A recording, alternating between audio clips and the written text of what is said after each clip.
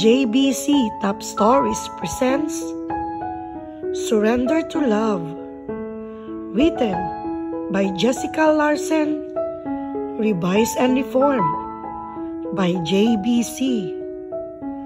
Chapter 10. All packed up and ready to go. Excited na si Pamela. It was the night before her long-awaited trip to France. She'd been dreaming about this since Liberty introduced her to Sander. Since then, she'd been so incredibly jealous of her cousin. Pagkatapos ng mahigit isang buwan na pag-aasikaso sa kinakailangang papeles, sa wakas, aalis na siya ng Pilipinas at tutungo na sa ibang bansa sa unang pagkakataon. Ma-overload ang eroplanong sasakyan mo bukas sa dami ng gamit mo. Nilingon niya ang inang pumasok sa loob ng kwarto. Nakatingin ito sa 4 na malalaking traveling bag sa sahig at sa nakabukas na 2 pang malalaking luggage sa kama. You realize na tutungo ka lang sa France bilang tourist, don't you? Hindi ka ron titira. Yumuko siya at humahigik-hik na nakalapat sa likod ng palad ang bibig. Tumingala at unti-unti sanang hahalakhak nang kutusan siya ng mama niya. Lumingon siya ritong nakasimangot. Hinimas-himas niya ang parteng tinamaan at nagdahilan. Pero naman, halos 1 linggo kong inimpake ang mga ito. And I already cut it down as much as I could. Ha? Ibig mong sabihin?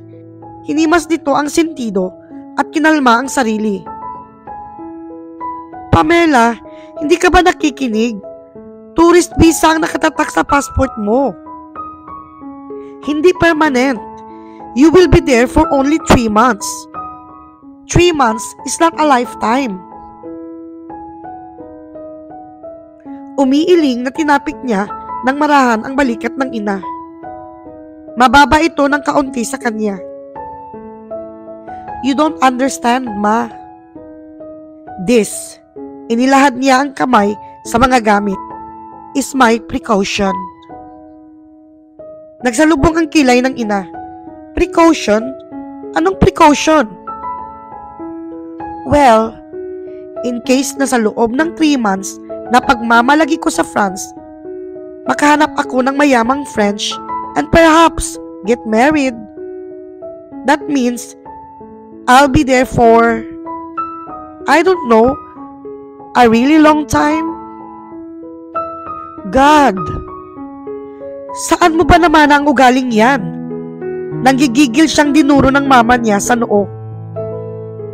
No doubt about it, Pamela got her violent temper from her mother. Madalas yung sabihin ng ama niya simula pa lang ng bata pa siya. Kaya naman, pilit siyang nagpapakabait sa ibang taong nakakahalubilo. That is until she met Rayo. Iniling niya ang ulo at pilit inalis sa isipan ang binata na sigurado siyang nakalimutan na siya. Nabanggit ni Lindsay na alam na pala nito ang cellphone number niya. Kaya sa sulok ng puso niya, umasa siyang tatawag ito matapos nitong tumigil sa pagdalaw sa bahay nila. Pero dahil sa wala siyang anumang narinig mula rito, hindi na naging magulo ang isip niya. Tumibay pa nga ang desisyon niyang magporsige sa paghabol kay Leonce. 2 linggo na ang lumipas mula nang bumalik ito sa France kasama ni Sander. Ang kasunduan, susunod na lang silang 2 ni Liberty. At susunduin sila ng isa sa 2 binata sa airport. Naupo sa kama niya ang ina at hinawakan ang kamay niya. Pamela, malaki ka na, malumanay na sabi nito. Hanggang gayon ba naman, hindi pa rin maliwanag sa'yo na hindi maaaring punuan ng yaman ang lahat? Ngunit ang noo tumingin siya sa ina. Binawi ang kamay at namaywang. Ma, kaya nga ako naghahanap ng mayaman eh. Dahil malaki na ako. I know the difference between reality and fantasy. Wealth comes first before anything. The richer the person, the more power. Hindi ko sinasabing mali ang gusto mo, anak. Okay lang na maghanap ka ng mayaman. But you should also feel love for that person. Would you just stop it? Singhal niya at biglang natigilan sa paglungkot ng mukha ng ina. I'm sorry, Ma. I didn't. Itinaas ni Agnes ang palad at itinapal iyon sa noo. Bumuntong hininga ang mama niya at niyakap siya. Bagay na matagal na nitong hindi nagagawa. Good luck in France, Pamela. Matagpuan mo sana ang tunay mong kailangan. Ma, napangiti siya at saglit na bumalik sa kanyang kabataan until she suddenly felt smack on her head. Ouch! Bakit na naman? Kailangan mo pa ring bawasan ang mga dadalhin mo. Bakit? No complaints, singhal nito. Sure enough, ang mama niya ang nasunod. Isang medium-sized sling bag at isang malaking maleta lang ang dala niya papunta sa airport kinabukasan. Hindi mabilang ang buntong hininga na pinakawalan ni Pamela simula sa checkpoint hanggang mag-take off ang eroplanong sinakyan nila. Pam, okay ka lang? Mahinang tanong sa kanya ng inaantok na pinsan. Nakaupo ito sa gitna ng 3 upuan ng row nila. At siya ang nakaupo sa window seat. Bakante ang upuan malapit sa aisle. I'm fine, sagot niya. Sabay tango sa stewardess na nag-aalok ng tubig. Ipinikit ni Liberty ang mga mata. Tinanggap niya ang bote ng tubig galing sa stewardess at pinanood ang malawak at mapuputing ulap na mukhang napakalambot tingnan. Nagbuntong hininga siyang muli at uminom ng tubig. Nagbabaka sakaling mapakalman yun ang kakaibang kabog ng dibdib niya. Ngunit maya-maya lang kagat na niya ang kuko ng hinlalaki. Masaya siya kahit na budget lang sa pang-araw-araw ang ibinigay sa kanya ng ina. Pero sa kabila noon, kinakabahan din siya at hindi niya mapaliwanag kung bakit. Nang lumipat sila ng eroplano sa kanilang connecting flight, unti-unting namigat ang kalukap ng mga mata ni Pamela. Nag-touch landing na ang eroplano sa France nang magising siya. Narinig nila ang tinig ng piloto na nagsasalitang French then English.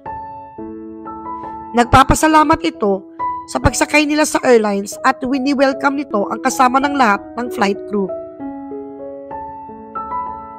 Nang makalabas sila ng airport, sinalubong sila ng malamig na simoy ng hangin. At ni Sander na nakatayo sa labas ng isang mustard yellow car with semi-tinted windows. Tinulungan sila ni Sander na ipasok sa trunk ang luggage bago nito niyakap at hinalikan si Liberty. Is Leon's the one behind the wheel? Tanong niya.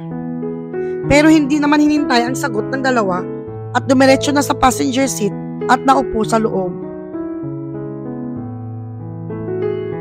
Hello, Lee.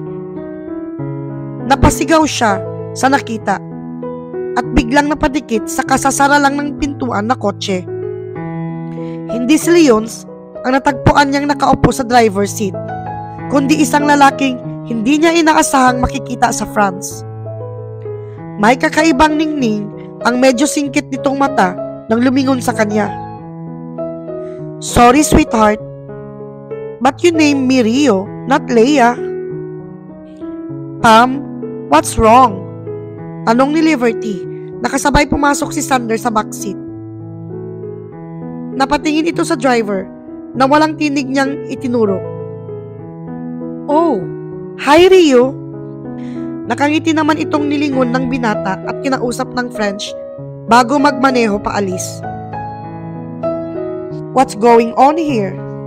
Singhal niya na nagpangisi ng malapad kay Rio. Samantalang, saglit lang siyang sinulyapan ni Sander at bumalik ang tingin sa labas ng bintana na tila walang pakialam sa sinabi niya. Sa kawalan ng magawa, kinagat na lamang niya ang kuko. Agad siyang sinaway ni Rio, pero hindi niya ito pinakinggan. Para kay Pamela, tila bangungot ang sumunod na mga pangyayari matapos niyang makita si Rio. Wala siyang imik sa buong biyahe patungo sa Arden. Sina Rio at Liberty, tanging French ang ginagamit sa pag-uusap. Palibhasa kasi, paspas ang pag-aaral ni Liberty ng French. Kaya, hindi ito nahihirapang makikipag-usap sa wikang Pranses. Pero kahit na wala siyang maintindihan sa mga sinasabi ng mga ito, may pakiramdam siya ang topic ng dalawa. Gusto sana niyang makausap ng sarilinan ang pinsan nang makarating sila sa Perrault Mansion na pag-aari ng tiyahin ni Liberty at tiyuhin ni Sander. Pero hindi niya nagawa dahil hindi na niya mahagilap ang pilyang pinsan.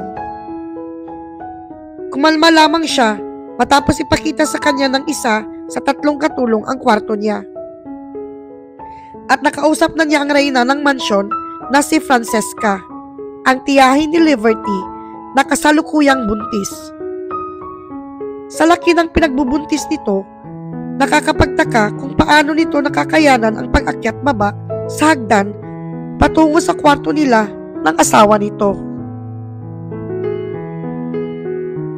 Pagsapit ng hapon, dumating si Leonce sa mansyon at halos gustong himatayin ni Pamela nang matagpo ang kasama nito si Rio. Kaya naman, imbis na malambing na pagbati kay Leonce, isang simpleng bonjour at excuse us ang nasabi niya sa binata sabay hablot sa braso ni Rio. Hinila niya ito patungo sa tagong bahagi sa labas ng mansyon. Pero dahil tanging itim na tight 3/4 pants at backless yellow top ang suot niya, agad niyang nadama ang panunuot ng lamig sa nakalantad niyang balat. Agad yung napansin ni Rio. Hinubad nito ang suot na pulang twill jacket at ipapalibot sana sa kanya nang tapikin niya ang kamay nito. "Bakit ka nandito?" tanong niya, na hirap sa pagpipigil na hindi sumigaw. Niyakap niya ang sariling nanginginig sa ginaw. It was her first experience of spring, and it wasn't giving her the pleasant memory she had hoped she would have. "I'll answer your question, but first, take this." Inakma na naman ito. Ipapatong sa likod niya ang jacket na muli niya itong kontrahin. "I don't need it. Just put on." Maririing dikta ni Rio. Natigilan siya at biglang parang robot na sumunod. "Good," sabi nito bago nakangiting tumingin sa kanya. "Scary?" isip niya bago nakinig sa pagpapatuloy nito. "As for your question, nandito ako dahil sa ako ang nag-alok na magdadrive kay Leonce. I'm not asking about your being here now." "Pero iyan ang tanong mo, di ba? O baka naman nagiging ulyanin ka na?" Mahigpit niyang ikinuyom ang kamao. Gustong-gusto na talaga niya itong suntukin, subalit biglang nagpakita si Liberty. "Anong ginawa niyo rito?" tanong ng pinsan na napatingin sa kanya. "At wala ka pang jacket? Naganda na ng merienda sina Lore at Sandra. Pumasok na muna kayo," sabi nito bagong muling pumasok. Humakbang si Rio pabalik sa loob ng bahay nang nagmamadali niya itong lampasan. Hinarangan niya ito sa pintuan. "Whatever your reasons for being here, stay out of my way." "I can't do that." Nagpasalubong sa mga kilay niya at nagpatuloy itong nakangiti. "Kahit nasakalin mo pa ako, hindi mag-iiba ang sagot ko. I'm your boyfriend, remember?" "That was an act." "At hinalikan mo ako noong tayo na lang dalawa ang nasa bar dahil I was drunk?" "No, you weren't," sabi nito at nakipaglabanan ng titig sa kanya. Okay, fine. Sumusukong umiwas siya ng tingin. I find you attractive. But that's it. Si Leonce ang balak kong maging karelasyon. Seryosong inabot ni Rio ang pisngi niya. Do you love him? Pabulong na tanong nito, sabay lapit ng mukha sa kanya. Hindi siya manhid para hindi mapansin na lalo yatang nadadagdagan ang karisma nito sa mga linggong hindi nila pagkikita. It took every ounce of her resolve to slap his hand away, take off his jacket, and shove it in his chest. Shut up, sabi niya bago ito tinalikuran. It's none of your business. Oh, but Pam, what? Nilingon niya ito at nagulat dahil napakalapit na naman ito sa kanya. Ginanap ni Rio ang kamay niya at inilapit ito sa bibig nito. What are you? Hindi na niya naituloy pa ang sasabihin nang dalhin ni Rio ang palad niya sa labi nito at isa-isang pinaghalikan ang mga daliri niya. Nasa bibig pa rin ito ang hinlalaki niya nang titigan siya nito. The intensity in his eyes was hypnotizing. Every time you have the urge to bite your nails, think about my kiss. Minsan pa nitong hinalikan ang daliri niya at iniwan siyang tulala at nililindol ang dibdib. To be continued in chapter 11. Thanks for listening.